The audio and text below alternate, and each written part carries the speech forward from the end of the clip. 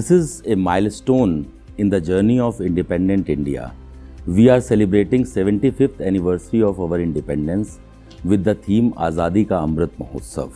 The progress and achievements of India in past 75 years are there for all to see. A pluralistic society and the largest democracy on earth, India has made tremendous strides in socio-economic development and in industrial, scientific and technological advances. Indian economy, the third largest in PPP terms, is well poised to become the growth engine of the world. In the post-COVID world, when economic recovery is major focus of all governments, Government of India's substantial efforts have led to India becoming the fastest growing major economy in the world today. In fact, the last financial year we have achieved the highest ever FDI, which is close to $84 billion. This is testimony to our aggressive push for economic and infrastructure development and business and investor friendly climate. India is also spearheading progressive movements in the area of renewable energy. At the moment, India is the fourth largest capacity of renewable energy in the world, thus playing key role in the global community on environment and climate change matters. I would like to highlight that in the 75 years journey of independent India, we have followed the principle of Vasudhaiva Kutumbakam, which is the world is one family. This was evident in India's leading role in global fight against COVID-19 pandemic, which is perhaps the most difficult health and economic challenge the world has seen in the recent times. With the top class and highly competitive pharmaceutical industry, which is the third largest in the world by volume, and the world's largest vaccine production capacity, India provided vaccines, medicines and medical assistance to over 150 countries across the world. Let me highlight that our bilateral trade has registered growth of about 55% in the year 21-22, which is the highest ever bilateral trade between the two countries. It is now at the level of $1.65 billion. Similarly, investments from both sides have also increased. Indian cumulative FDI in Bahrain has reached approximately $1.5 billion, increasing by more than 35% since 2019. I see our cooperation is set to intensify in coming days as India and Bahrain find themselves in a complementary position to benefit each other. I would like to particularly mention about the food sector. Given the traditional reliance of Gulf countries on India in the food sector, as well as the recent focus of Government of Bahrain in ensuring food security, this sector has emerged as a key area of our bilateral economic cooperation. We want to take our collaboration in this sector from trading to a strategic one.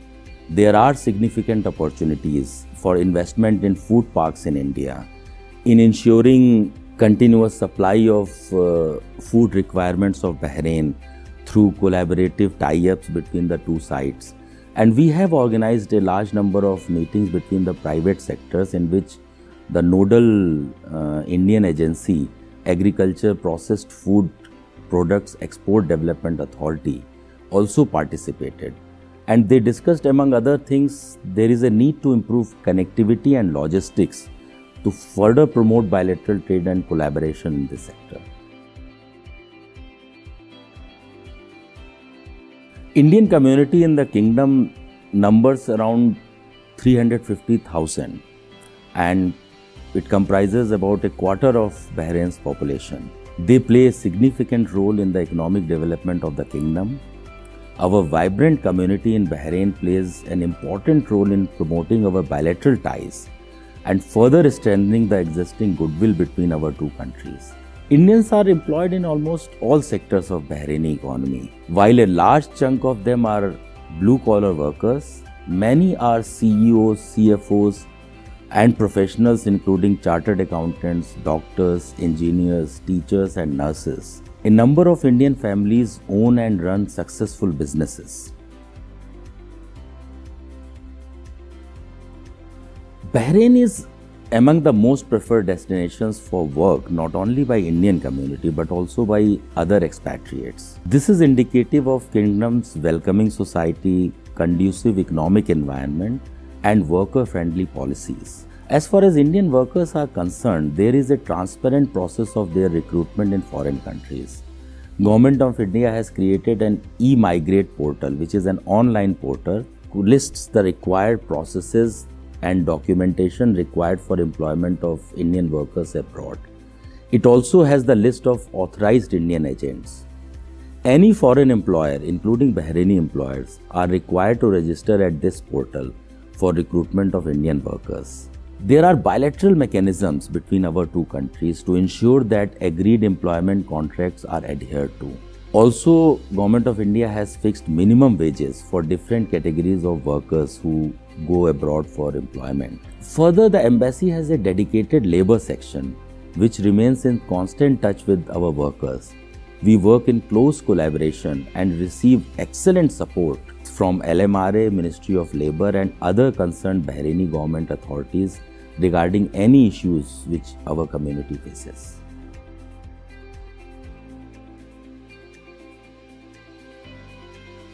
In most of the camps I visited, I can say that I found workers happy and satisfied with the living conditions. I must mention here that Ministry of Labour, LMRA as well as other concerned Bahraini authorities have taken various measures for the welfare of workers and labourers. I also take this opportunity to convey gratitude to the leadership and government of Kingdom of Bahrain for ensuring the welfare of Indian community. I was astounded by the feeling of community within the camp and also the role played by the members of wider Indian community and Indian community organizations in camaraderie and lending a helping hand. I would particularly like to commend the work done by ICRF, which is functioning under the patronage of Indian Embassy in this regard. Indian education system has earned good reputation not only in Bahrain but around the world. The new education policy launched by Honorable Prime Minister Shri Narendra Modi in 2021 has introduced further reforms in country's education system as per the contemporary times. The aim is to make India a global knowledge superpower. I am happy to share that more than 24,000 students are studying in 8 Indian CBSE schools in Bahrain. Majority of students are Indian, but there is a sizable number of Bahraini students as well as students from other nationalities.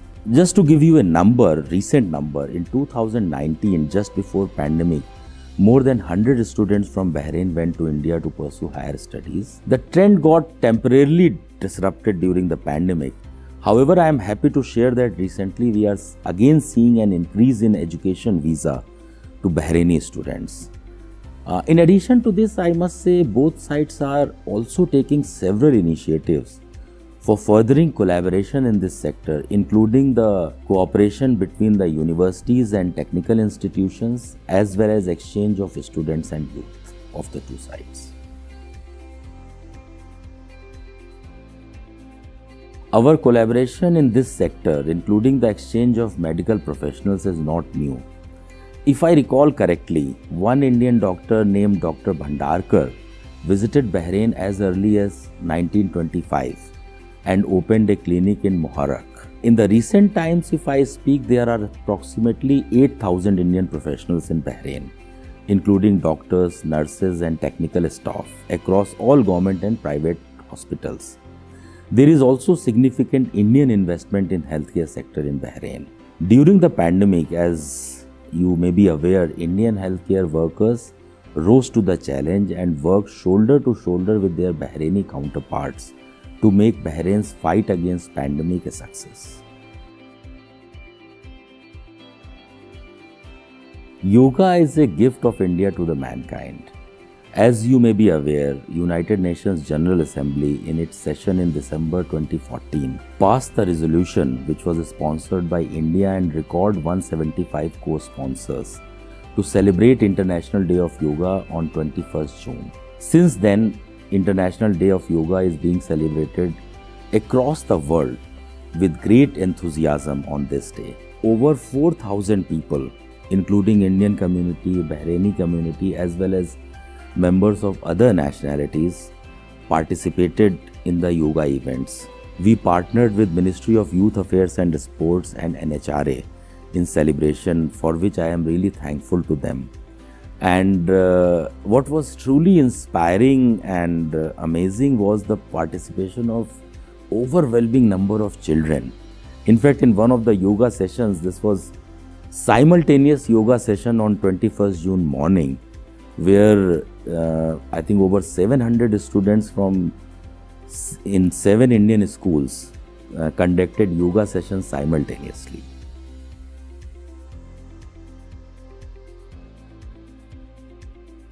Let me begin by saying that the visionary leadership of our two countries have guided our relations through regular dialogues and bilateral visits. Even during the pandemic period, high-level interactions, bilateral visits and meetings of structural bilateral mechanisms continued. Honorable Prime Minister of India, Shri Narendra Modi, held telephonic conversations with His Majesty the King as well as His Royal Highness the Crown Prince and Prime Minister of Bahrain. Both our foreign ministers visited each other's countries. Minister of State for External Affairs of India as well as Under Secretary for Political Affairs, MOFA Bahrain, visited each other's countries. There were a lot of joint working group meetings in the important sectors of renewable energy, health, security and counter-terrorism. Bahrain joined International Solar Alliance at 86th member in March 2022. Both countries have achieved the record level of bilateral trade and investment. As India and Kingdom of Bahrain celebrate Golden Jubilee of establishment of diplomatic relations, I am confident that our bonds of friendship will be further strengthened and the multifaceted bilateral cooperation will scale newer heights.